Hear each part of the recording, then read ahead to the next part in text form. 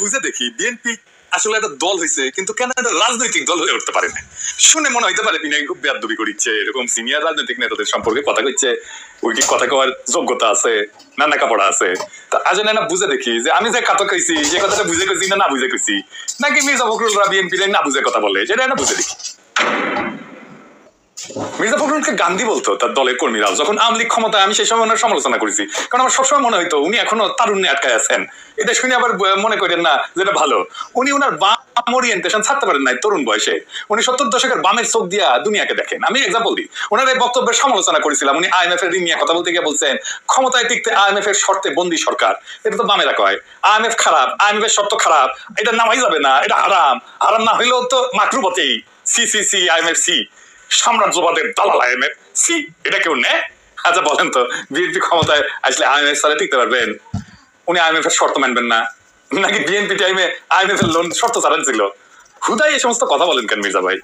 আমরা বিএনপির লোকজনরা এটা খুব অপছন্দ করে। তারা মনে করতেছে আমি হুদাই বিএনপি টুকিতে আঙুল দিতেছি। রোগ থাকলে টুকিতে আঙুল দেওয়া লাগে, আপনাদের রোগ ধরা পড়েছে তাই দিছি, এরপরে দেওয়ার আগে এক্সকিউজ মি কয়ানি মুনি, ইংরেজি যেহেতু কমো তাহলে ঠিকই কমো।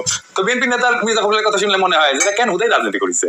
রাজনীতির এরা বুঝে না, রাষ্ট্র বুঝে না, ক্ষমতা বুঝে না। তাছাড়া এমনি এমনি একটা দল ইন্ডিয়ার কোলে চড়ে বসে উনি যুক্তি দিচ্ছে কেন দ্রুত নির্বাচন করতে হবে। তো দুটা কারণ কইছে, 1 নম্বর কারণ হইতেছে স্থিতিশীলতা, 2 নম্বর হইতেছে গভর্নেন্স বা সুশাসন। এতে বোঝা যায় উনি রাজনীতি আর রাষ্ট্র বিষয়টা বুঝেন নাই। আসেন এই বিষয়টা একটু বিস্তারিত করে বুঝেনি। রাজনীতিতে ক্ষমতা বিষয়টা কি? ক্ষমতা মানে গায়ের জোর। আপনি আপনার শত্রুর দাবরানের উপরে রাখবেন, তারা দাঁড়াইতেই দিবেন না। আর আপনি যে তারা দাঁড়াইতে দিতেছেন না সেটা যে ন্যায্য, এইটার পক্ষে আপনি বয়ান উৎপাদন করবেন। হাসিনা ক্ষমতা কেন চলে গেল? চলে গেল 2টা কারণে। নাম্বার 1, হাসিনা যে মাইরা কাইটা যে ক্ষমতায় ছিল, ক্ষমতায় থাকার ন্যায্যতা বা জাস্টিফিকেশন বা যৌক্তিকতা সে দিতে পারতেছিল না। আর 2 নাম্বার হইতেছে যে হাসিনার যে পুলিশ যারা গুলি করতেছিল তাদের গুলি খাইও জনতা পিছু হটে নাই, পাল্টা মাইক দিয়া মাইরা ট্যাঙ্গি রেখেছে রাস্তায় রাস্তায়, থানা আক্রমণ করে পিঠা ছাতু করে দিছে, আওয়ামী লীগের গুন্ডাগুলোকে ধোলাই দিয়া ফ্ল্যাট করে দিছে, গান গাইয়া হারমোনিয়াম বাজার বিপ্লব নাই, রক্তারক্তি করে পরাজিত করতে হয়েছে হাসিনাকে। এই বিপ্লবী সহিংসতা, আবার মাথায় রেখেন বিপ্লবী সহিংসতা ছাড়া হাসিনা হটতো না। আমি কইছিলাম আমলাগুড়াকে ধরে ফ্ল্যাট করে দেন, আমি 5 তারিখে গুলি বন্ধ না করলে আমিও ফ্ল্যাট হয়ে যেত। আমাদের তো একটা গুলি করলে একটাই যায়, আর ওদের একটারে ফ্ল্যাট করে দিলে 1000টা পলাইতো। এইটা আপনারা কেউ কইবে না। বিপ্লব শুধু ওই ঐশ্বরিয়া রায়ের ভুবন বললেন মগজী না, বিপ্লবের একটা দুর্গন্ধযুক্ত আছে, ঐশ্বরিয়া রায়ের আছে, ওই কথা আমরা স্বীকার করতে চাই না। কিন্তু 2 দিন হাগা বন্ধ হইলে জানবেন গুরুত্ব কত।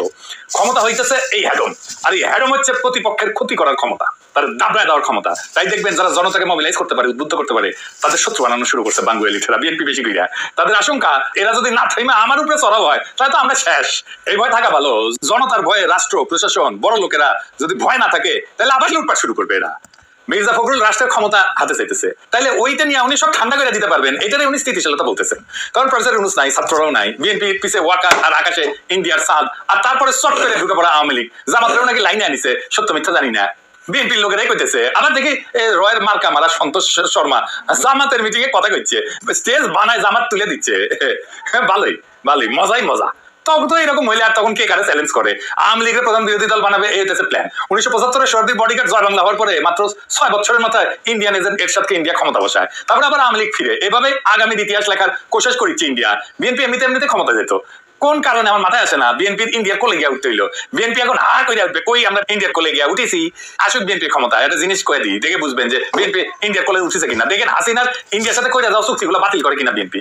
ইন্ডিয়া বিএনপিরা বুঝেছে যে ইসলামপন্থীরা বড় হইতেছে, লীগ না থাকলে সেটা সামলাতে পারবে না।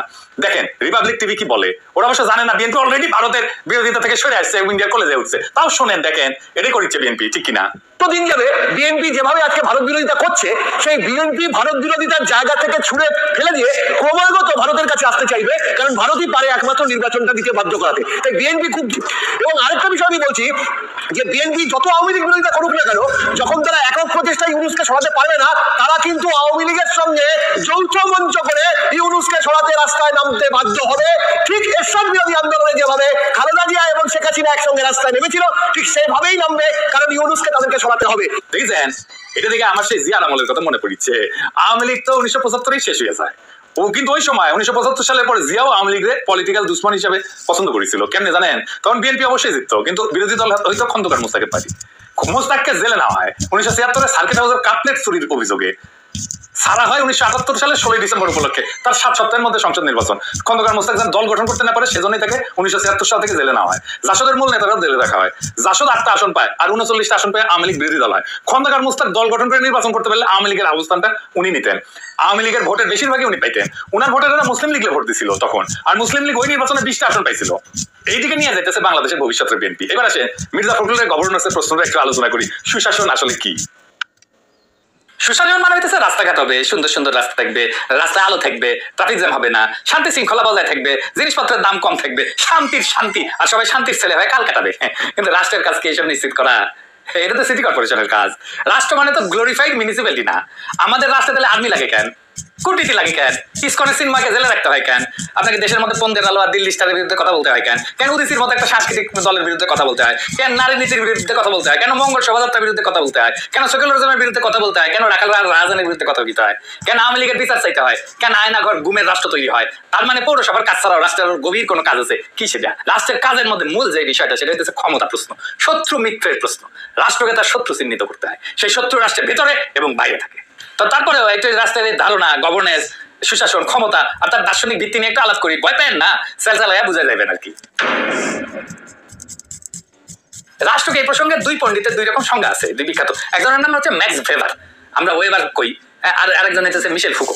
ম্যাক্স ভেবার কইছিল যে রাষ্ট্র হইতেছে সেই প্রতিষ্ঠান যে নির্দিষ্ট ভৌগোলিক অঞ্চলে সহিংসতা প্রয়োগের বৈধ অধিকার রাখে। অর্থাৎ রাষ্ট্রকে উনি বলছেন ইংরেজি লেজিটিমেট মনোপলি অন ভায়োলেন্স।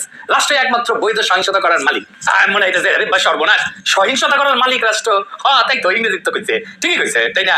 তো মিশেল ফুকো বলতেছে রাষ্ট্র শুধু সহিংসতা প্রয়োগ করে ক্ষমতা প্রয়োগ করে না, রাষ্ট্রের ক্ষমতার আবার আরেকটা অংশ আছে। রাষ্ট্র জ্ঞান, বিভাজন, বিন্যাস এবং নিয়ন্ত্রণমূলক প্রতিষ্ঠান, যেরকম হাসপাতাল একটা নিয়ন্ত্রণমূলক প্রতিষ্ঠান, স্কুল, কারাগার একটা নিয়ন্ত্রণমূলক প্রতিষ্ঠান। আর মনে হচ্ছে স্কুল কেমন করে নিয়ন্ত্রণমূলক? স্কুলে শেখানো হয়, একজন নাগরিক হওয়া শেখানো হয়। এইগুলোর মাধ্যমে মানুষের জীবনকে নিয়ন্ত্রণ করে। এই শক্তিকে বলছিলেন বায়ো পাওয়ার, জৈব ক্ষমতা। এখন প্রশ্ন হইতেছে যে রাষ্ট্র মানে কি সুশাসন বা গভর্নেন্স? এটা বুঝতে হবে। না বুঝলে মির্জা ফখরুলের আর বিএনপির চিন্তার খামতি ধরতে পারবেন না। আসেন এটা আরেকটু গভীরে যায় বুঝে দিকে, আরো দুইজনের কথা কইতে হবে। হাবারমাস আর হান্না আরেক, এই দুইজনের কথা আলাপ করতে হবে। গভর্নেন্স বা সুশাসন কথাটা এসেছে মূলত নিও লিবারেল আলাপ থেকে। এখন কবেন দাদা নিও লিবারেল আবার কি? এই নিও লিবারেলিজমটা বুঝতে হবে, তাহলে বুঝবেন বিএনপি একটা উন্নত মানের ভালসুদ এবং দুনিয়ার মূর্খ সদারা এক দুকিছুটি। সে রাজনীতি বা রাষ্ট্র কিছুই বুঝে না। তো নিও লিবারেলিজম কি এটা না বুঝে দেখি। হ্যাঁ, নিও লিবারেলিজম হলো এমন একটা চিন্তাধারা বা নীতি যেখানে বলা হয় যে সরকার যত কম হস্তক্ষেপ করবে তত বাজার ভালোভাবে চলবে। অর্থাৎ বাজারই সমস্ত সমস্যার সমাধান করে দেবে, রাষ্ট্র শুধু সহায়তা করবে, নিয়ন্ত্রণ করবে না।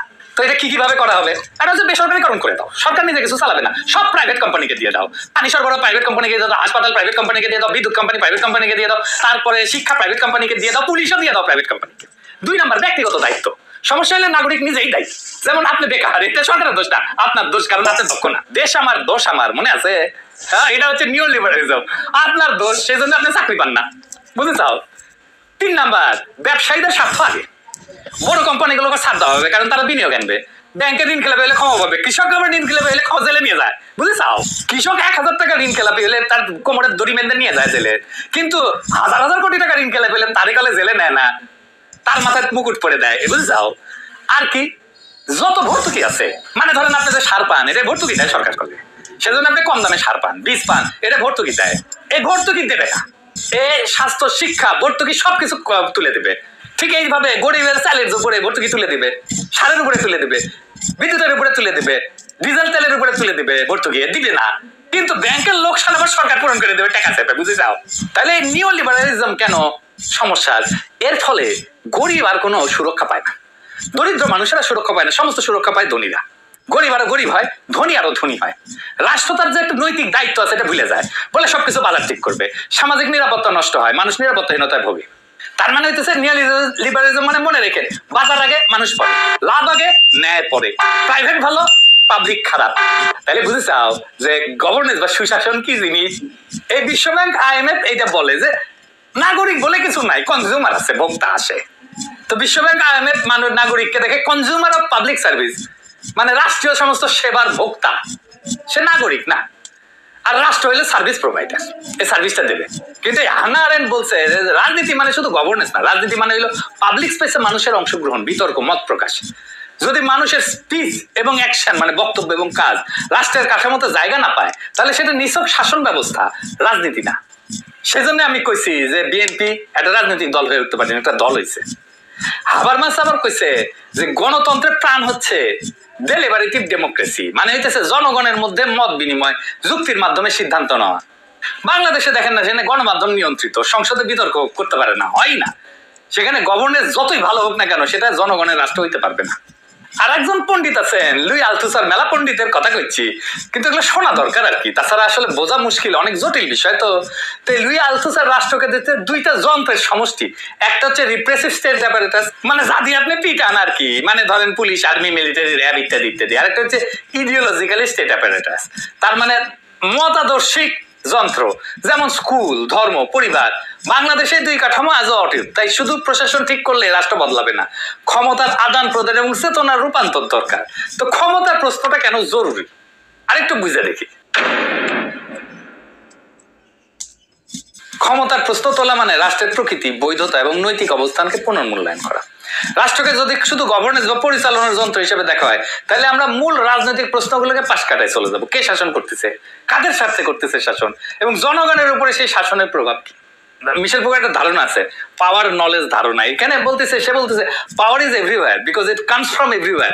তার মানে ক্ষমতা সব জায়গাতেই আছে, কারণ এটা সব জায়গা থেকে ক্ষমতা আসে। মানে সব ক্ষমতা কেবল রাজনৈতিক প্রতিষ্ঠান থেকে আসে না, এটা ছড়াই থাকে সামাজিক কাঠামোর প্রত্যেকটা কোণে কোণে কোণে কোণে কোণে। তাই রাষ্ট্রের ক্ষমতা বোঝা মানে নাগরিকের জীবনের উপরে তার প্রভাব বোঝা। গ্রামসি সে একটা কথা বলছিল, হেজিমনি। হ্যাঁ, এই হেজিমনি জিনিসটা মানে হইতেছে কর্তৃত্ব, রাষ্ট্রের কর্তৃত্ব, একটা নৈতিক কর্তৃত্ব। রাষ্ট্র শুধু বল প্রয়োগ করে না, সে মানুষকে সম্মতিতে বাধ্য করে। এই সম্মতি আদায় হয় শিক্ষা দিয়ে, ধর্ম দিয়ে, মিডিয়া দিয়ে, সাংস্কৃতিক মানদণ্ড দিয়ে। এই জন্যই আমাদের সাথে প্রথম আলো ডেইলি স্টারে লাগে, কারণ এই সম্মতি তৈরি করে প্রথম আলো ডেইলি স্টার। বোঝা গেছে, এই যে হেজিমনি তৈরি করে। এজন্য উদিসির সাথে লাগে, এজন্য মঙ্গল শোভাযাত্রার সাথে লাগে, কারণ সে ওই জায়গায় সম্মতি উৎপাদন করে। আমরা এমনি এমনি জিয়াফতের গরু ফেলা জব করি না, বুঝেছাও? এমনি এমনি বলি না যে পন্দের আলো জয় বাংলা করে দেবো, দিল্লি স্টার জয় বাংলা করে দেবো, এমনি এমনি না, কারণ ওরা সম্মতিতে বাধ্য করে। আমার যেটা রাজনীতি না, উল্টা রাজনীতি, মানে আওয়ামী লীগের পক্ষের রাজনীতিতে সম্মতি আদায় করে সে। তো আমরা যদি ক্ষমতা প্রশ্ন না তুলি না, তাহলে এই যে নৈতিক কর্তৃত্ব যেটা তৈরি করতে চায়, সেইটাকে স্বাভাবিক বলে মেনে নেই। সেজন্য মনে হয় আরে সর্বনাশ, প্রথম আলোকে কেন কিছু বলবো আমরা? প্রথম আলো তো একটা সংবাদপত্র, স্বাধীন গণমাধ্যম, এটা তো কিছু করা যাবে না। তো আনারের ইংরেজিতে আর একটা কথা কইছে যে মানে ক্ষমতা যে বিষয়টা ইংরেজিতে এটা করতে, power correspond to the human ability not just to act but to act in concert. তার মানে গান যেভাবে গাওয়া হয় সেই একইভাবে যদি কাজ করে সমস্ত জনগণ, তাহলেই সেটা ক্ষমতা হয়ে ওঠে, গণক্ষমতা হয়ে ওঠে। এবং সম্মিলিত মতামত, এই পাবলিক উইল বলে এটাকে, পাবলিক উইল যদি একসাথে কাজ করে, এটাই গণক্ষমতা হয়ে ওঠে। সবার সম্মতিতে সবাই যেটা চায় সেটা যদি কাজ করে রাষ্ট্রে, তাহলে এটা গণক্ষমতা হয়ে ওঠে। রাষ্ট্র যদি পাবলিক উইলকে প্রতিফলিত করতে না পারে, তাহলে এটা ক্ষমতার ন্যায্য রূপ না, তা হয়ে যায় আধিপত্য। শুধু নির্বাচন দিয়ে বৈধতা নির্ধারিত হয় না, বৈধতা নির্ধারিত হয় অ্যাক্ট ইন কনসার্ট, জনগণের সম্মিলিত মতামত প্রতিফলন করার মধ্যে। মানে এই যে প্রফেসর ইউনূস যে নারী নীতি করেছে, এটা অ্যাক্ট ইন কনসার্ট হয়নি, এটা ক্ষমতার ন্যায্য রূপ না, এটা হয়ে গেছে আধিপত্য, নারীবাদীদের আধিপত্য, এটা জনগণের ইচ্ছা না। সেই জন্য এই যে নির্বাচন, গণতন্ত্র এই সমস্ত করছে ধুনপুন বালসাল, এই গণতন্ত্র দিয়া কি পাবলিক উইল এটা প্রতিষ্ঠিত হয় না, হয় না, করতে পারবে না। গণতন্ত্র শেষ কথা না, কথা হইতেছে পাবলিক উইল, জনগণের আকাঙ্ক্ষাকে প্রতিফলিত করতে হবে। জনগণের আকাঙ্ক্ষাকে ওটাই তো জানে না। তো আরেকজন ইমানুয়েল ওয়ালারস্টাইন, সে আর একটা চমৎকার কথা বলেছিল, আধুনিক রাষ্ট্র ব্যবস্থা গণতন্ত্র প্রায় একটা চিত্রনাট্য, ৮-৭ চিত্রনাট্য, যেখানে রাজনৈতিক প্রতিযোগিতা হয় কিন্তু বাস্তবে ক্ষমতার কাঠামো অপরিবর্তিত থাকে। এটাই করতে যাইতেছে বিএনপি। তাই নির্বাচন মানে গণতন্ত্র, এই সরলীকরণটা ভাঙতে হবে। তাই ক্ষমতার উৎস, প্রভাব এবং বিশ্লেষণ করাটা জরুরি। হাবারমাস একটা তত্ত্ব আছে, এটা ডেলিভারেটিভ ডেমোক্রেসি একটা তত্ত্ব আছে। উনি বলছেন বৈধতা আসে জনপরিষদে জনগণের কমিউনিকেটিভ পাওয়ার থেকে।